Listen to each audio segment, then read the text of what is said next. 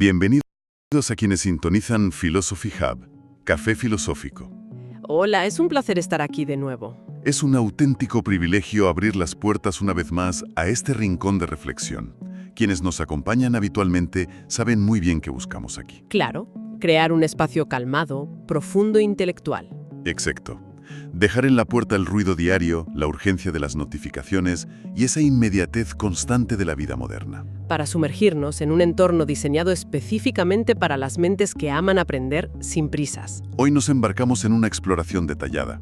Bueno, una de esas sesiones largas en las que verdaderamente vale la pena servirse una buena taza de café, acomodarse en el sillón y permitir que las ideas fluyan. Efectivamente, nuestra tertulia de hoy está muy lejos de ser un simple repaso superficial sobre la actualidad. Muy lejos. Es una sesión de análisis profundo aquí en el Café Filosófico, un intento, digamos, de comprender los cimientos mismos de nuestra forma de ver el mundo.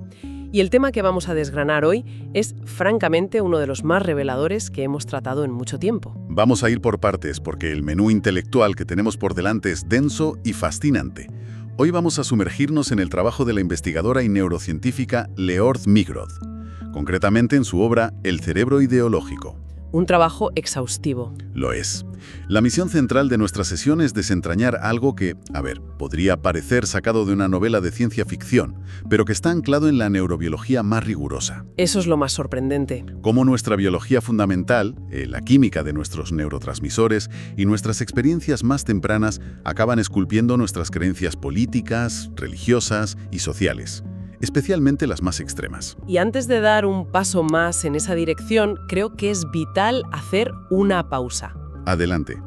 Siendo plenamente conscientes del clima de polarización en el que vivimos actualmente, es absolutamente imperativo establecer una regla estricta para nuestra conversación. Totalmente de acuerdo. Los conceptos que Migroth plantea tocan fibras íntimas y muy sensibles.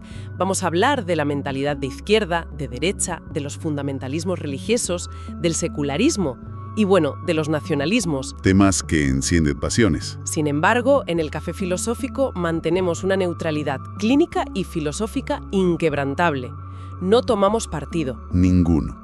Nuestro propósito hoy no es en absoluto juzgar qué creencias son correctas, morales o equivocadas, sino diseccionar la estructura del pensamiento humano, basándonos estrictamente en la evidencia científica que nos aporta la fuente. Esa imparcialidad va a ser nuestra brújula durante toda la tertulia. Y para empezar a entender esta compleja intersección entre la biología y la ideología, la historia nos ofrece una analogía perfecta. Cuéntanos. Viajemos mentalmente a septiembre de 1944. Durante la Segunda Guerra Mundial, en plena Operación Market Garden, los aliados diseñaron un plan tremendamente audaz. Lanzar miles de paracaidistas sobre los Países Bajos. Exacto, para capturar una serie de puentes clave. La idea era abrir una ruta directa y rápida hacia el corazón industrial de Alemania y terminar la guerra antes de Navidad. Todo marchaba relativamente bien hasta que intentaron asegurar el último puente. En la ciudad holandesa de Arnhem. Sí. Las tropas terrestres se retrasaron, no pudieron relevar a los paracaidistas a tiempo y la misión culminó en un fracaso estrepitoso. Un general británico, evaluando el desastre, inmortalizó el momento al sugerir que tal vez habían intentado tomar un puente demasiado lejano. Es una imagen muy potente. Y lo verdaderamente brillante de traer a colación esta historia, que seguro que mucha gente conoce por el célebre libro o la película Un puente lejano, es cómo captura el dilema central al que se enfrenta la neurociencia contemporánea. ¿Al estudiar el extremismo? Exactamente. Esa frase va a servir como el hilo conductor de toda nuestra exploración. ¿Constituye un puente demasiado lejano? Esa es la pregunta. ¿Es un puente demasiado lejano intentar conectar algo tan microscópico, tan puramente químico como una molécula de dopamina, con algo tan inmensamente abstracto y complejo como la ideología política de una persona? Es un salto enorme. Estamos intentando dar un salto analítico que la ciencia aún no puede sostener. ¿O realmente existen cimientos puramente biológicos sobre los que construimos nuestras ideas más elevadas? Esa es la gran incógnita. Y curiosamente, para empezar a construir nuestro propio puente hacia la respuesta, la historia nos mantiene en esa misma época y en esa misma geografía, los Países Bajos. Justo después del fracaso de Arnhem. Efectivamente. Como represalia y por las condiciones del conflicto, se produjo lo que se conoce como el invierno del hambre de 1944. Las raciones de comida para la población civil cayeron de forma drástica. Fue devastador. Hablamos de un escenario donde las mujeres embarazadas sufrían una hambruna brutal, sobreviviendo en muchos casos con menos de 400 calorías diarias. Es impensable hoy en día. Lo desgarrador de la historia europea. Y si conectamos este trauma histórico con la psique humana, nos encontramos con el trabajo fundamental del investigador Ezra Sasser. ¿Qué descubrió exactamente? Pues él y su equipo analizaron los registros médicos, que eran muy meticulosos, de esa población holandesa, y descubrieron algo que obliga a cualquier pensador a detenerse y reflexionar con mucha compasión. Te escucho. Los bebés que estaban en el útero durante ese periodo de estrés nutricional extremo no solo nacieron más pequeños. Cuando esos niños alcanzaron la edad de 20 o 25 años, desarrollaron tasas altamente desproporcionadas de esquizofrenia y trastorno bipolar en comparación con la población general. ¡Madre mía! Esto demuestra con una claridad dolorosa que el estrés extremo del entorno no solo afecta al cuerpo físico, deja cicatrices profundas, medibles y permanentes en la arquitectura misma del cerebro en desarrollo. La biología absorbe el trauma del entorno. La biología absorbe el trauma. Ese es el dato que realmente me obligó a replantearme todo al preparar esta sesión. Es que lo cambia todo. Porque si un entorno físico hostil, como la falta de calorías, puede alterar la mente a ese nivel estructural, cabe preguntarse qué ocurre con amenazas que son invisibles. Como las enfermedades infecciosas. Eso es. Smikrod dirigió un estudio masivo al respecto, analizando a más de 51.000 personas repartidas en 46 países. Y los resultados revelan una correlación que, de entrada parece contraintuitiva. Cuéntanos qué dicen los datos. En aquellas zonas geográficas donde existe una alta prevalencia histórica de enfermedades infecciosas y patógenos severos, hablamos de malaria, tuberculosis, el tifus o la leishmaniasis, las poblaciones tienden sistemáticamente a adoptar ideologías mucho más autoritarias, conservadoras y cerradas. Y para comprender el porqué de esta correlación, aquí debemos introducir el concepto del sistema inmunológico conductual. Suena fascinante. Pensemos en nuestra evolución como especie. Todos conocemos el sistema inmunológico biológico, los glóbulos blancos, las barreras físicas como la piel, la fiebre que combate la infección. Sí, la biología básica. Pero a nivel social y psicológico, el cerebro desarrolló un mecanismo de defensa paralelo. El miedo irracional a los forasteros, la xenofobia, actúa en su origen como un muro conductual contra infecciones desconocidas. Ah, claro. A lo largo de la historia humana, el contacto con personas de fuera de la tribu a menudo traía patógenos para los cuales el grupo local no tenía inmunidad, y eso resultaba en consecuencias mortales. Así que el cerebro desarrolló una aversión al forastero como pura medida de supervivencia. Es decir, que lo que hoy interpretamos como una postura política rígida sobre, digamos, el control de fronteras o la preservación estricta de las tradiciones locales, podría tener sus raíces no en un debate filosófico sobre economía, sino en un miedo biológico ancestral a los gérmenes. ¡Qué barbaridad! Exactamente. Plantea una cuestión profundamente inquietante sobre la naturaleza de nuestras convicciones. Muchas veces nuestras ideologías políticas más inquebrantables no nacen de la lógica deductiva o del razonamiento puro, sino del miedo biológico a enfermar. Es una defensa. La ideología se convierte en una respuesta de adaptación al entorno patógeno. Se valora la obediencia sobre la rebeldía porque, en un entorno lleno de enfermedades mortales, el niño que desobedece y come algo desconocido o se relaciona con un forastero pone en peligro a toda la comunidad. Es fascinante pensar cómo un mosquito portador de malaria pudo haber moldeado silenciosamente las leyes y la cultura de civilizaciones enteras. Silenciosamente, pero con un impacto innegable. Pero, ya que estamos utilizando tanto el término, creo que debemos detenernos a definir qué es exactamente una ideología en este contexto. Me parece fundamental. La historia de la palabra en sí misma es irónica.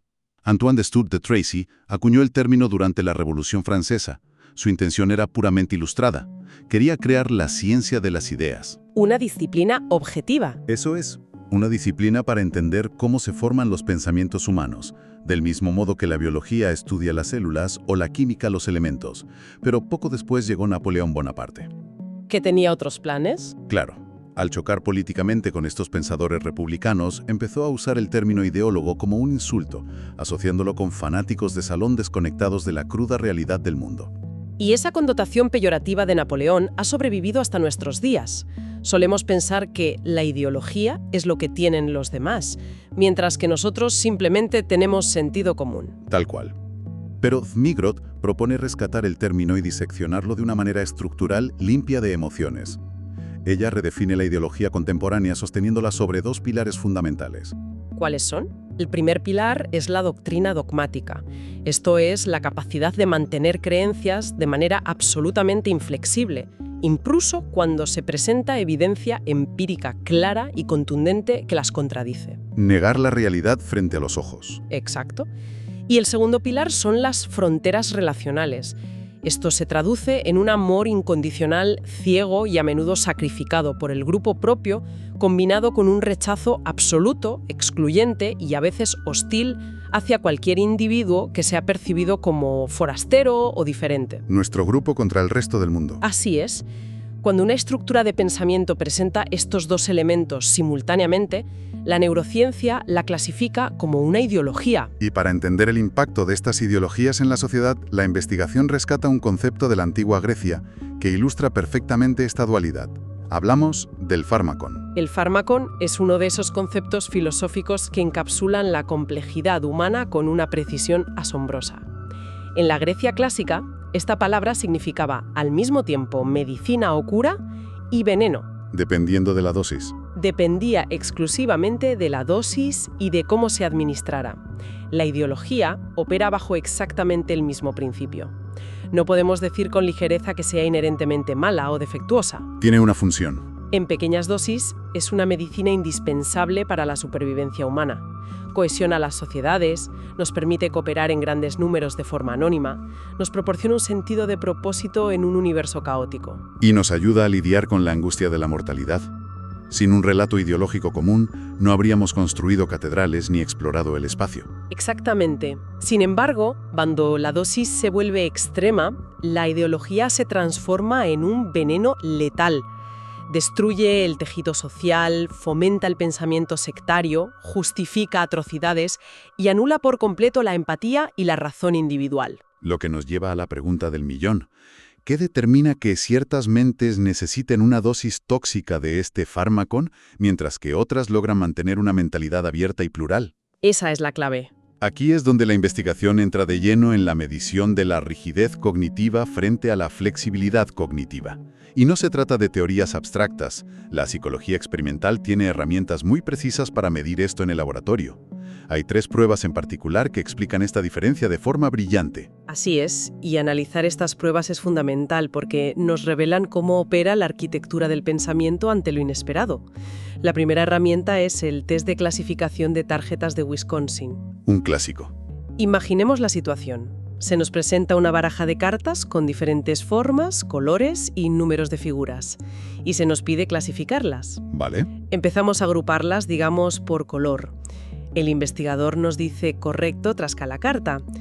Nuestro cerebro identifica un patrón y se acomoda. Pero de repente, sin previo aviso, el investigador cambia la regla tácita. ¿Sin decir nada? Sin decir nada. Ahora correcto significa agruparlas por la forma de la figura. Lo que este test evalúa no es el coeficiente intelectual, sino la agilidad mental. La capacidad de adaptación. Las personas con alta flexibilidad cognitiva se dan cuenta del error y cambian de estrategia en segundos, pero quienes presentan una alta rigidez cognitiva se frustran enormemente. Claro. Siguen intentando aplicar la regla del color una y otra vez, incapaces de abandonar el marco de referencia inicial, a pesar de que la realidad les está diciendo que ya no funciona. Quien nos escuche probablemente esté imaginando esa situación cotidiana, como cuando alguien sigue intentando abrir una puerta empujando con todas sus fuerzas, a pesar de que el letrero ha cambiado claramente a tirar. Y se enfada con la puerta. Se enfada con la puerta en lugar de cambiar su acción. La segunda prueba es igualmente reveladora. El test de asociaciones remotas, o RAT, por sus siglas en inglés. Sí, esta prueba es muy interesante. Consiste en encontrar conexiones entre conceptos que parecen no tener nada que ver. Por ejemplo, te dan 3 palabras: hombre, pegamento y estrella. Tienes que encontrar una cuarta palabra que pueda unirse a las tres para formar conceptos válidos. Y la respuesta, por supuesto, sería súper. Superhombre, superpegamento, superestrella. Exacto. Pero para llegar a esa conclusión tan rápido, el cerebro necesita tener unas fronteras categóricas muy permeables. Necesita poder saltar de un cajón mental a otro sin esfuerzo. Y eso enlaza perfectamente con la tercera prueba, que es maravillosa por su pura simplicidad, el test de usos alternativos. ¿En qué consiste esta prueba? En el laboratorio le damos a una persona un objeto totalmente cotidiano. Imaginemos un ladrillo y le damos 1 minuto en el reloj para enumerar todos los usos posibles que se le ocurran, excluyendo construir un mulo. Joder, si alguien me hace esa prueba a mí, supongo que diría que sirve como tope para que no se cierre una puerta con el viento. Bien. O quizá para romper el cristal del coche si hay una emergencia y te quedas atrapado. ¿O como pisapapeles rústico? Pues al dar esas respuestas, acabas de demostrar un grado saludable de flexibilidad cognitiva. Eres capaz de abstraer el objeto de su propósito original. Buscarle otra vida. Sin embargo, alguien con una rigidez cognitiva severa se quedará bloqueado frente al ladrillo. Dirá que es un ladrillo, que sirve para hacer paredes y que no tiene otra utilidad. ¿Se estancan? Les cuesta horrores imaginar que pueden triturarlo para hacer pigmento rojo para pintar o usarlo para nivelar la pata de una mesa coja. Lo verdaderamente revelador es lo que sucede cuando cruzamos los resultados de estos 3 test tan sencillos con la ideología política de los participantes. Los datos ahí son muy elocuentes. Son cristalinos y contundentes. Las personas que caen en fanatismos extremos obtienen invariablemente los peores resultados en estas pruebas de flexibilidad. Y es importante notar esto porque es crucial. No importa el bando. Es transversal. Totalmente. Hablamos de extremistas de extrema izquierda, de extrema derecha, nacionalistas radicales, fundamentalistas religiosos e incluso extremistas del medio ambiente o del veganismo que imponen sus hábitos con hostilidad. Su estructura mental subyacente es idéntica. Es rígida. Es rígida. El contenido de su discurso cambia, pero el contenedor cognitivo es exactamente el mismo. Esto nos lleva a una reflexión psicológica muy profunda. El célebre psicoanalista Adam Phillips tiene una cita que encapsula esta condición a la perfección. Adelante con la cita. Él sugiere que algunas personas adoptan doctrinas rígidas como una forma de, y cito textualmente, estrechar la mente para alcanzar la libertad. ¿Suena paradoja? Parecería una paradoja, ¿verdad? ¿Cómo se alcanza la libertad estrechando la mente? Pero si lo analizamos con cuidado, tiene todo el sentido emocional.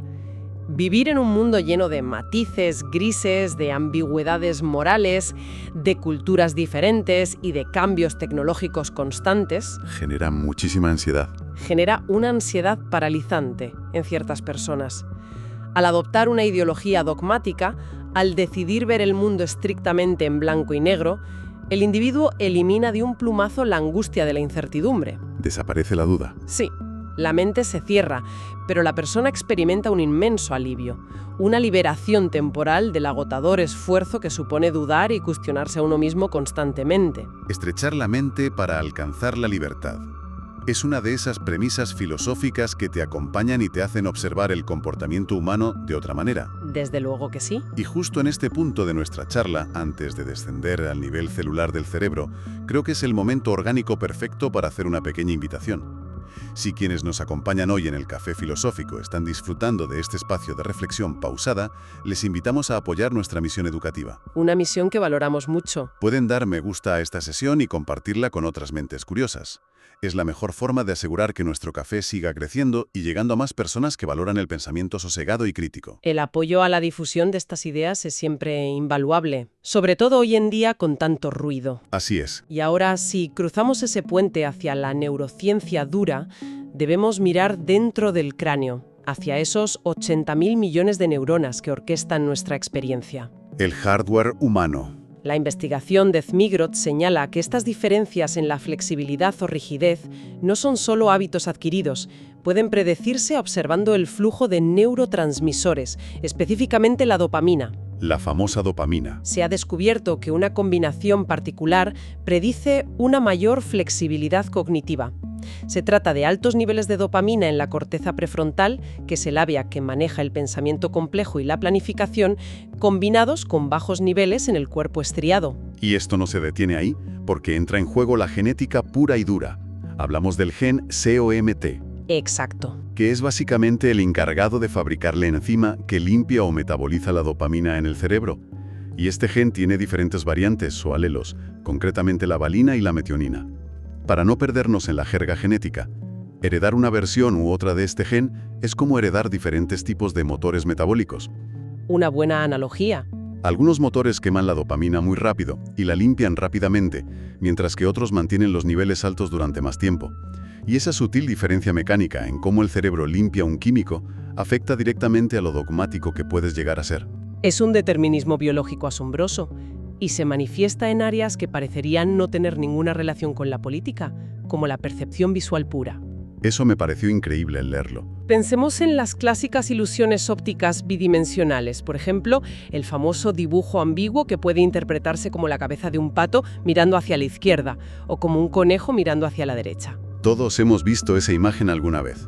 O el cubo de Necker, ese cubo dibujado con líneas simples que de repente parece cambiar su orientación en el espacio tridimensional según cómo lo mires fijamente. Y lo que la neurociencia ha descubierto es que nuestra habilidad para resolver esas ilusiones está conectada con nuestra tolerancia política. Así es. Zmigrod propone el término de percepción política. Los estudios demuestran que las personas que pueden alternar rápidamente entre ambas imágenes, aquellos que pueden ver el pato y en una fracción de segundo reorganizar visualmente las líneas para ver al conejo sin esfuerzo, poseen cerebros con una alta flexibilidad cognitiva estructural. Tienen agilidad visual y mental. Por consiguiente, estadísticamente son mucho menos propensas a caer en el dogmatismo extremo. Literalmente, la agilidad con la que el hardware de nuestros ojos y nuestro cerebro procesa una imagen geométrica ambigua es un reflejo directo de la agilidad con la que ese mismo cerebro procesará un argumento social o político complejo que desafíe su visión del mundo. Quien se frustra profundamente porque solo es capaz de ver al conejo y se niega a aceptar que las mismas líneas puedan formar un pato, es probable que se frustre de la misma manera ante una perspectiva vital diferente a la suya. Es el mismo mecanismo. Es una conexión poética y biológica al mismo tiempo. Sin embargo, no somos robots determinados únicamente por genes y dopamina. El entorno emocional y el estrés juegan un papel crítico como catalizadores. Hay 2 experimentos científicos que ilustran esto a la perfección. Adelante con ellos. El primero involucra a bebés de apenas 15 meses. Los investigadores los ponen a jugar con un panel de botones que encienden luces y hacen sonidos. Luego, inducen un nivel de estrés leve en el bebé, por ejemplo, separándolo de su madre durante unos breves momentos. Para generar ansiedad. Exacto. Cuando el bebé vuelve al juego, los científicos rompen deliberadamente uno de los botones. ¿Qué hace el bebé estresado? En lugar de explorar y probar los otros botones que sí funcionan, se obsesiona, presionando el botón roto una y otra vez, llorando de frustración. El estrés induce una rigidez inmediata. Hace que nos aferremos a la rutina conocida, incluso cuando es evidente que ya no funciona. Y ese comportamiento infantil se traduce a la edad adulta de formas mucho más oscuras. El segundo experimento que mencionas es clave para entender la sociología moderna. Los investigadores utilizaron tecnología para crear rostros generados por ordenador que transitaban en un espectro continuo y gradual, desde una fisonomía claramente caucásica hasta una de raza negra. Una transición visual. Luego dividieron a los participantes adultos en grupos. A un grupo se le indujo un estado psicológico de escasez y amenaza financiera, haciéndoles creer que perderían dinero o recursos en el juego de laboratorio. Presión pura y dura. Bajo esa presión económica, la forma en que el cerebro de esos adultos categorizaba los rostros cambió de manera alarmante. Sus fronteras relacionales, quiénes de nuestro grupo y quiénes de ellos, se volvieron muchísimo más estrictas y excluyentes. Se cerraron. Para aceptar un rostro ambiguo como uno de los suyos, requerían que el porcentaje de similitud racial fuera muchísimo mayor que cuando estaban relajados. La percepción de escasez encoge físicamente nuestra empatía y nos hace levantar muros emocionales y cognitivos. Y esa escasez, ese estrés crónico, nos empuja a la reflexión más delicada y compasiva de toda nuestra tertulia de hoy. la conexión innegable entre el rechazo social, el aislamiento y la radicalización ideológica. Este es, sin duda, el punto que requiere nuestra mayor empatía y compasión como sociedad. Detengámonos a pensar en la trayectoria vital de una persona que nace con una tendencia genética hacia la rigidez cognitiva. Alguien que biológicamente tiene esa predisposición. Alguien a quien neurológicamente le cuesta horrores adaptarse a los cambios rápidos, que ve el mundo de forma categórica y que se aferra a las reglas. En una sociedad moderna que valora la fluidez, la adaptación constante y la innovación, estas personas a menudo se quedan rezagadas. No encajan en el ritmo actual. Sus entornos laborales, académicos o incluso familiares suelen percibirlas como individuos obstinados, conflictivos o difíciles de tratar. La respuesta instintiva y natural del entorno social frente a la fricción es el aislamiento. Dejamos de invitarlos, los apartamos. Los silenciamos. Y este rechazo social continuo genera un dolor psíquico profundo. Es una herida de desolación, una tragedia personal.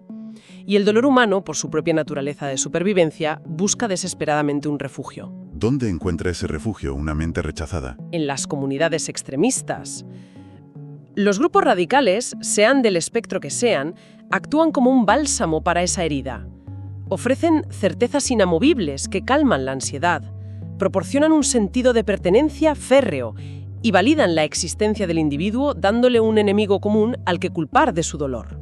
Es duro de escuchar, pero tiene mucho sentido. Si queremos comprender verdaderamente el extremismo, debemos aceptar que muchas veces la radicalización no nace de una maldad intrínseca y pura. Nace de una profunda herida de rechazo y de una necesidad biológica y emocional de validación.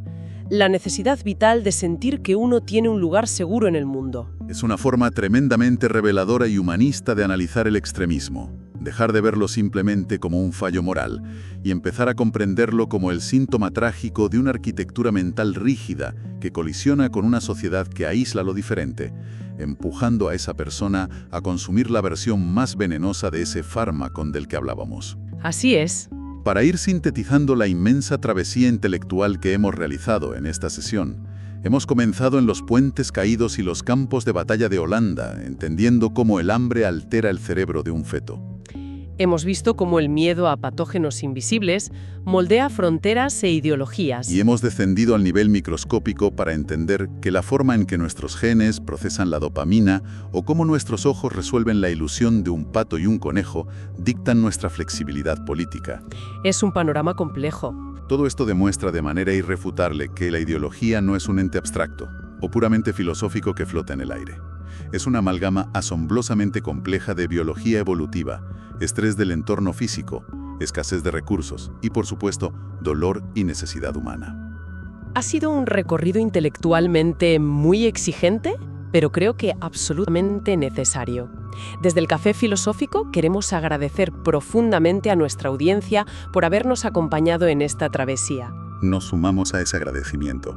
Por su tiempo y sobre todo por su voluntad de asomarse a la complejidad de la naturaleza humana sin exigir respuestas simples o maniqueas. En un mundo cada vez más rápido y polarizado, mantener viva la capacidad de pensar de forma crítica, pausada, basándonos en la evidencia y con compasión hacia las debilidades del otro, es un verdadero acto de rebeldía intelectual. No podría estar más de acuerdo. Y antes de apagar las tenues luces del café por el día de hoy y dejar que las ideas reposen, queremos despedir a quienes nos escuchan con una reflexión final. Una pregunta algo inquietante nacida directamente de nuestra exploración científica de hoy, para que la mediten en soledad. Adelante con esa pregunta. Si resulta que nuestro nivel de tolerancia hacia quienes piensan diferente, nuestra apertura política y nuestras convicciones más profundas están tan íntimamente dictadas por la lotería de nuestra genética, por la velocidad de nuestra dopamina, por la cantidad de patógenos en nuestra región natal y por la forma involuntaria en que nuestros ojos procesan ilusiones ópticas. Es mucho peso biológico. La próxima vez que nos encontremos frente a una urna a punto de depositar una papeleta, deberíamos preguntarnos con honestidad cuánta libertad de elección intelectual tenemos realmente en ese preciso instante y cuánta es pura y llanamente la historia de nuestra biología tomando la decisión por nosotros. Gracias por pensar con nosotros y hasta la próxima exploración.